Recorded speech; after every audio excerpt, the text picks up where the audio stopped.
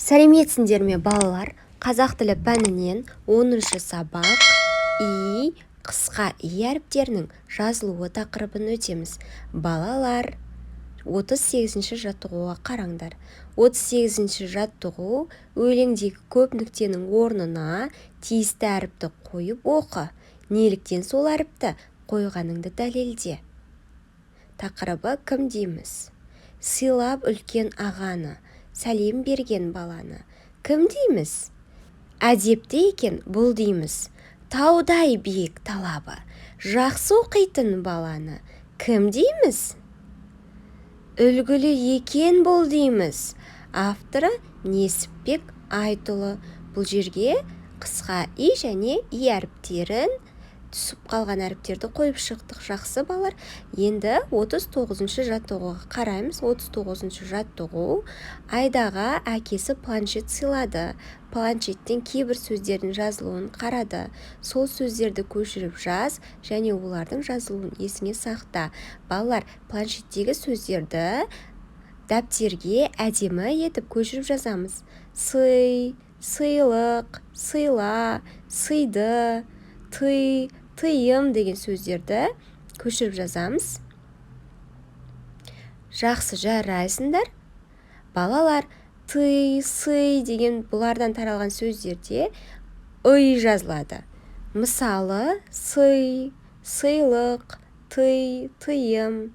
Балалар, енді 40-шы жаттығуға қарайық. 40-шы жаттығуда өлеңдегі көп нүктенің орнына тиісті әріпті қойып көшіріп жаз.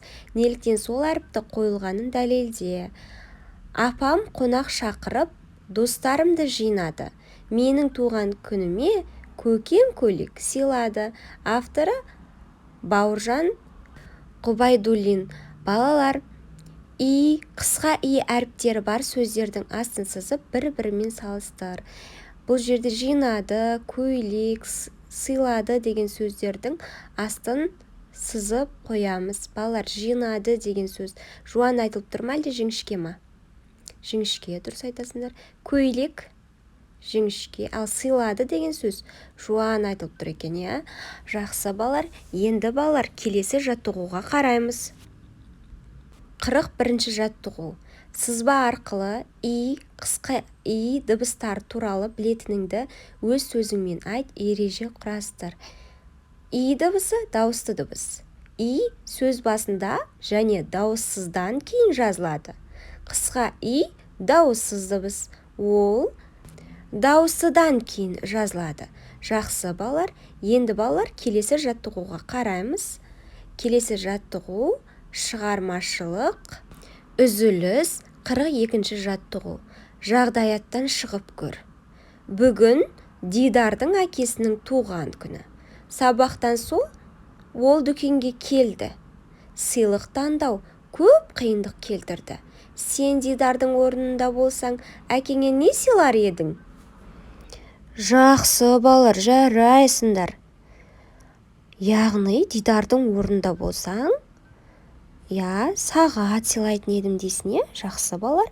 Немесе өз қолымнан түрлі суреттерді салып, әкеме сыйлайтын едім дейсің, жақсы балалар. Енді балалар, осымен біздің сабағымыз аяқталды. Каналға жазылуды, лайк басуды ұмытпаймыз.